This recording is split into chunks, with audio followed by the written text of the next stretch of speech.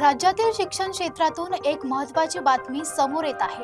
6वीच्या नव्या अभ्यासक्रमाला मंजुरी मिळाली असून तो जून पासून लागू होणार आहे आणि विद्यार्थ्यांसाठी नवीन पुस्तकेही येणार असून यामध्ये आकलन क्षमतेवर विशेष भर दिला जाणार आहे।